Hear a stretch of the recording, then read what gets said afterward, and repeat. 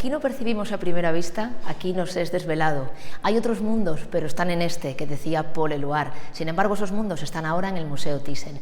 Vamos a charlar con Guillermo Solana, director artístico del Museo Thyssen y comisario de la nueva exposición, Lo Oculto. Quédate con el faro de Hopper. Guillermo, en la nueva exposición de Lo Oculto encontramos nombres muy conocidos como el de Max Ernst, y algunas de sus obras, que normalmente están en la colección permanente, ahora se nos desvelan. Guíanos, por favor. Se titula Árbol solitario y árboles conyugales, pero es una pintura en la que nunca nos han explicado en realidad cuál es el árbol solitario y cuáles los árboles conyugales. Mi hipótesis es que los dos protagonistas están en primer término. El árbol solitario es el ciprés verde de la derecha, y los árboles conyugales son esta masa. A veces se habla de una masa o de una roca, y que en realidad, en mi opinión, consiste en dos cipreses abrazados, en dos árboles haciendo el amor, en dos árboles tendidos uno sobre el otro. ¿Por qué árboles conyugales? Max Ernst fue un artista literalmente obsesionado por la alquimia durante toda su vida. Se han publicado monografías sobre este asunto de la relación entre Max Ernst y la alquimia. Y en varias ocasiones pintó, expuso o publicó dibujos o grabados relacionados con el tema de las bodas químicas. Las bodas químicas es una etapa en la creación de la gran obra alquímica. Es la etapa en la que el mercurio femenino y el azufre masculino se unen,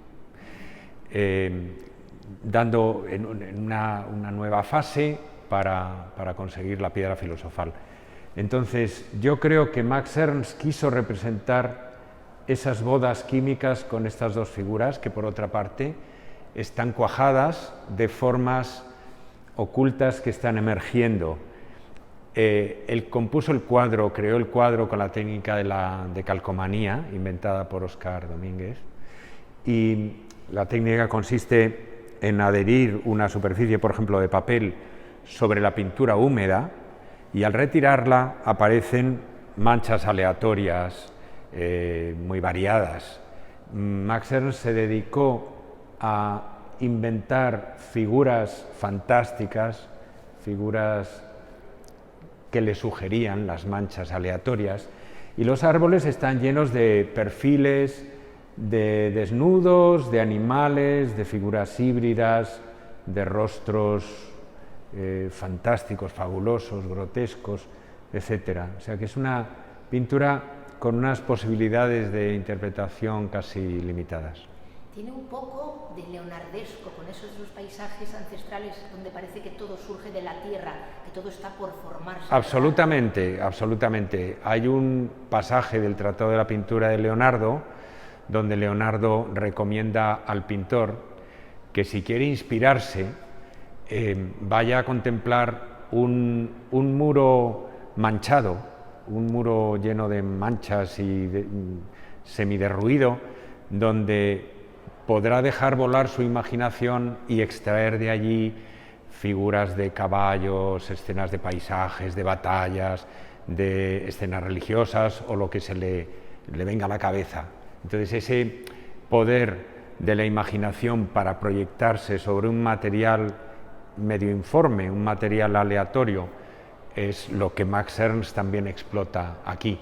Muy consciente del precedente de Leonardo, porque tanto Max Ernst como los surrealistas recordaban con frecuencia ese pasaje del muro de Leonardo da Vinci. La pintura del Renacimiento tuvo una influencia extraordinaria y muy profunda la astrología, como hace muchas décadas desveló e investigó Avi Warburg, el gran historiador del arte.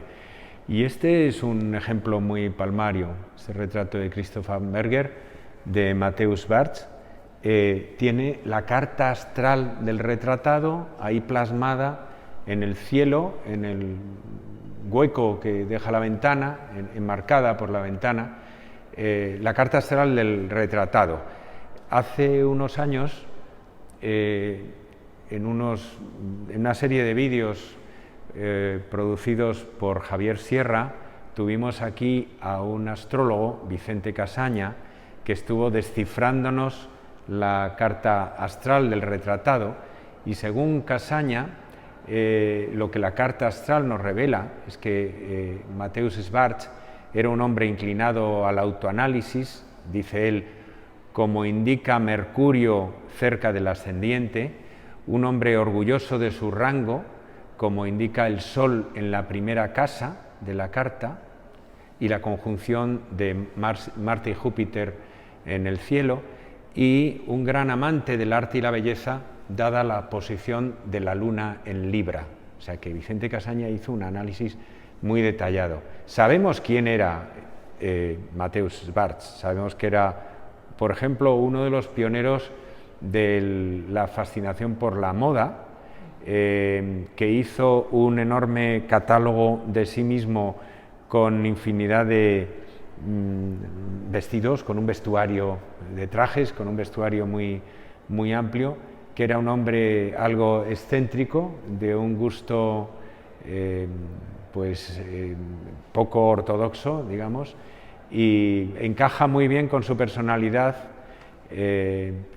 bastante narcisista, ¿no? Esto de que quisiera, supongo que él quiso, que el pintor inscribiera su carta astral, además de estar escrita aquí la edad, la fecha en la que el cuadro mismo se realizó. ¿Alguna pista nos da? Porque ya vemos en la actitud cierto orgullo, ¿no? Cierta sensación de que se cree un hombre especial. Sí, absolutamente. Bueno, es un retrato, es la mitad de una pareja de retratos de un matrimonio, porque él se hizo retratar también con su mujer. Lo que pasa es que el retrato de su esposa está en una colección en Alemania, pero sí, es uno de estos clásicos retratos de parejas que tienen indudablemente un sentido de representación, un sentido de exhibir el estatus, la posición, la fortuna que uno posee.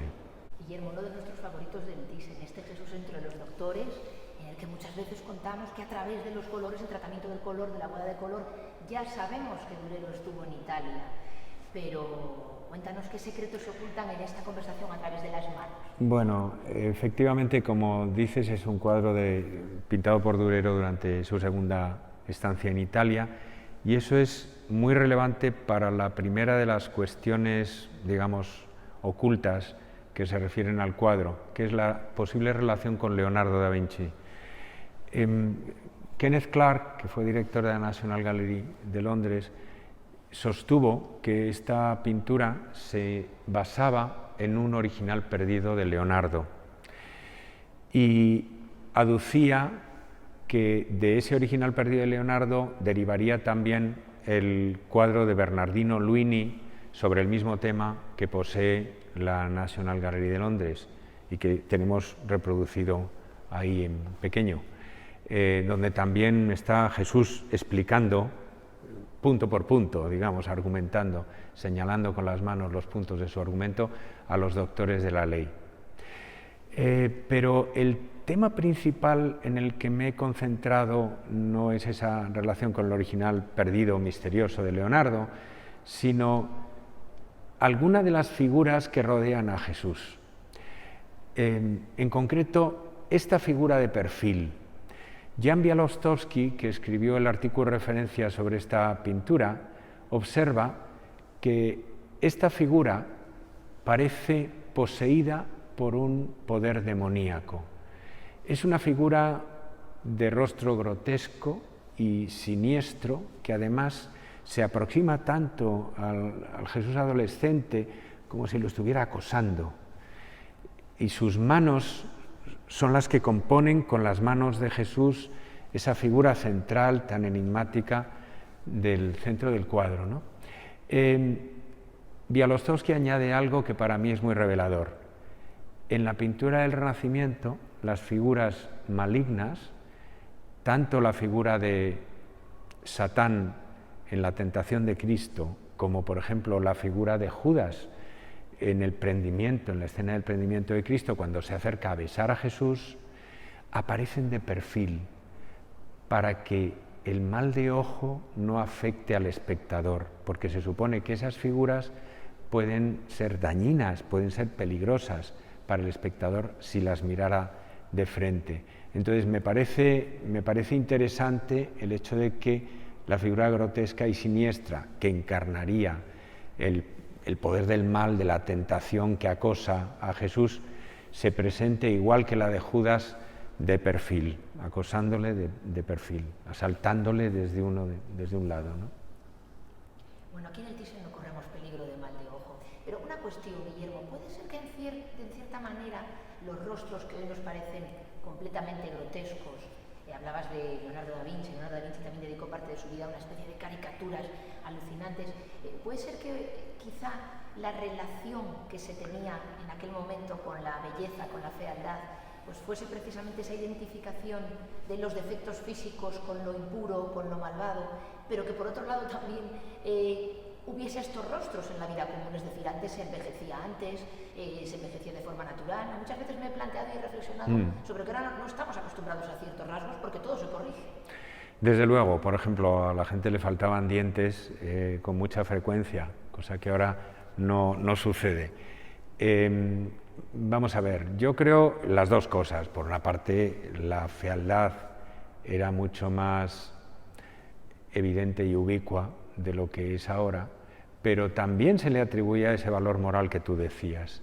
Y para mí, en Durero, como también en Leonardo, porque esta contraposición entre la belleza adolescente, entre la cándida adolescencia y los doctores de la ley ancianos, entre los que predominan las fisonomías exageradas, por lo menos, si no a veces francamente grotescas, como en este caso, esa contraposición es una contraposición moral que está en Leonardo, está, como tú dices, en los estudios fisionómicos de Leonardo y está en Durero. Y muy probablemente, además, esta variedad de rostros de ancianos procede de los estudios fisionómicos de Durero.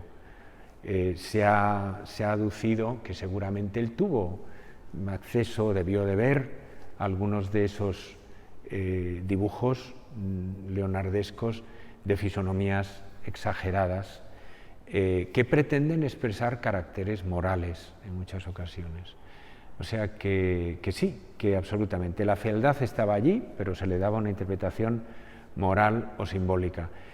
En este caso, en mi opinión, hay además algo que es muy frecuente en la pintura europea del Renacimiento y particularmente en el norte de Europa, que es un antisemitismo no tan latente, más bien explícito.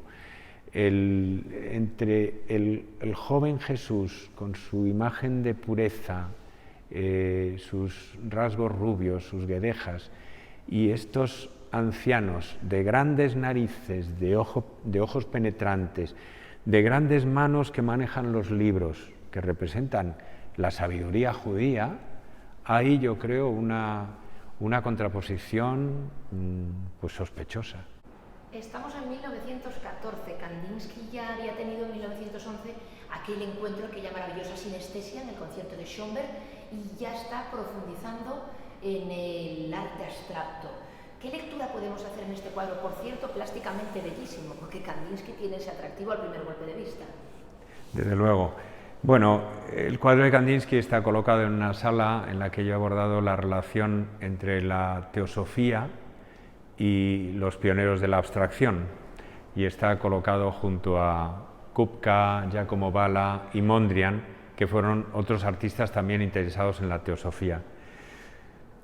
He estado releyendo el tratado sobre lo espiritual en el arte de Kandinsky y he sido consciente de la tremenda importancia que él le atribuye a este movimiento teosófico. La teosofía era una doctrina filosófico-religiosa creada por una ucraniana, Madame Blavatsky, al final del siglo XIX, y Kandinsky, en Sobre lo espiritual en el arte, la considera, la teosofía, en la vanguardia intelectual de su época, a comienzos del siglo XX. Pero su interés por la teosofía no era solamente, digamos, puramente intelectual. Sabemos que desde el año 1908 él se embarcó en una serie de investigaciones prácticas junto con su amigo Thomas de Harman, junto con Gabriele Münter, que era la pareja de Kandinsky, y con la mujer de Harman, que incluía toda clase de experimentos ocultistas. Por ejemplo, practicaban la telepatía con unas personas que se encontraban en Moscú. Celebraban sesiones de meditación sobre determinados objetos, sobre determinadas palabras, o practicaban las sesiones espiritistas, cultivaban también las sesiones espiritistas. Hay un enorme interés, una enorme inquietud de Kandinsky en estos años, entre 1908 hasta 1914, por todos estos asuntos. Y en su pintura se ha detectado, se ha rastreado el eco de los diagramas, las ilustraciones que los teosofistas proponían a veces, supuestamente sacados de visiones de personas clarividentes.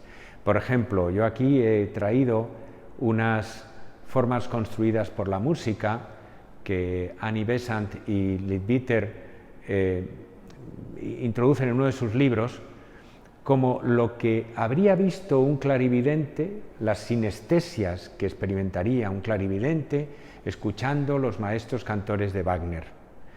Y lo he aproximado porque me parece que una década antes de Kandinsky, su concepción de una abstracción expresionista de formas vagas y de colores múltiples estaba ya avanzada, estaba anticipada en este tipo de manifestaciones.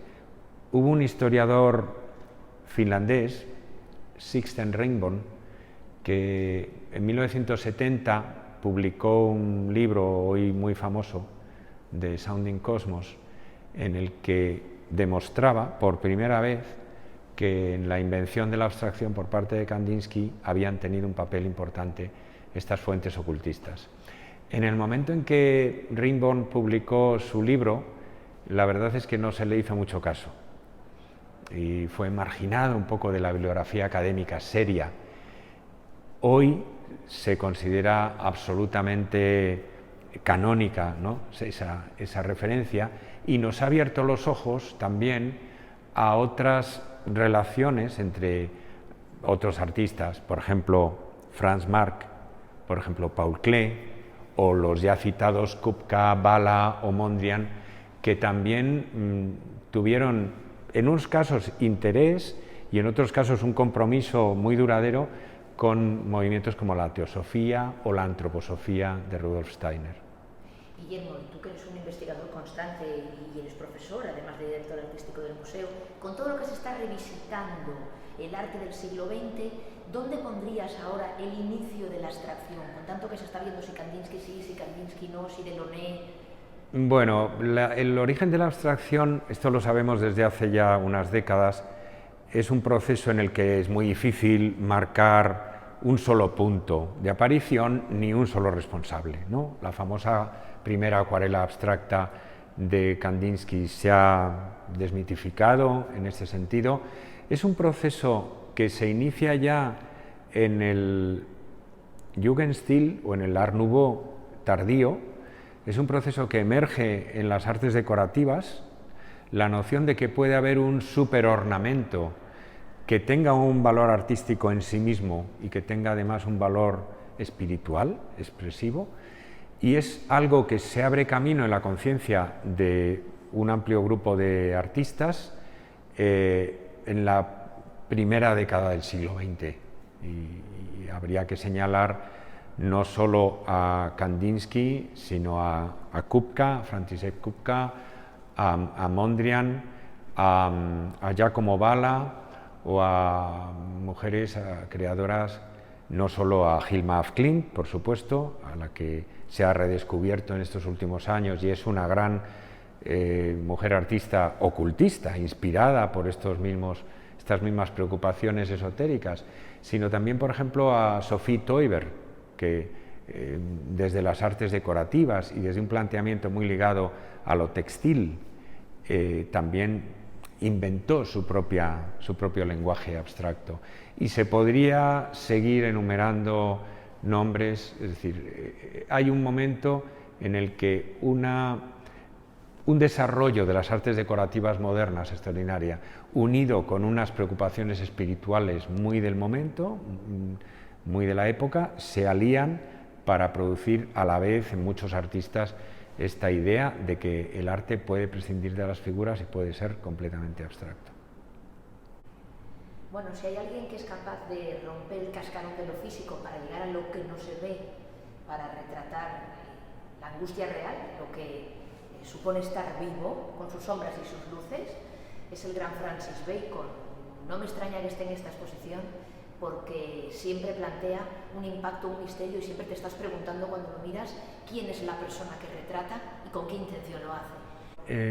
El retrato de George Dyer en un espejo, de 1968, está en una sala que se titula Sueños, Oráculos y Premoniciones, porque este es un cuadro que tiene fama de profético o de premonitorio. George Dyer fue el amante, seguramente la relación más importante que tuvo Bacon.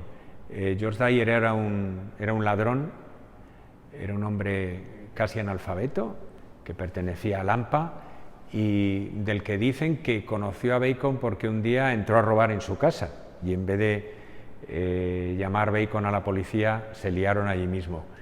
Bacon mantuvo con Dyer una relación que fue a la vez paternal, porque Bacon le descubrió muchos mundos, muchas cosas, y muy violenta, muy tormentosa, a través del alcohol y a través de unas relaciones que se podían llamar sadomaso. El retrato de George Dyer está marcado, como muchos retratos de Bacon, por una intensa violencia. La cabeza del retratado prácticamente es como si hubiera volado y se hubiera convertido en una especie de muñón, pero su imagen se proyecta sobre ese espejo que parece una especie de televisor o de pantalla de ordenador ahí delante, y allí está la cara cortada por un tajo, violentamente dividida. Hay una violencia tremenda que aflora en la imagen, también completada por estas, esta pintura arrojada, esta pintura blanca, estas manchas que marcan como un latigazo la imagen. El caso es que en 1971, 3 años después de haberse pintado este cuadro, George Dyer estaba en París con Bacon. Bacon se encontraba a punto de inaugurar su gran retrospectiva en el Grand Palais, y allí, 2 días antes de la inauguración, en el Hotel de Saint-Père de París, George Dyer se suicidó ingiriendo una sobredosis de pastillas y de alcohol.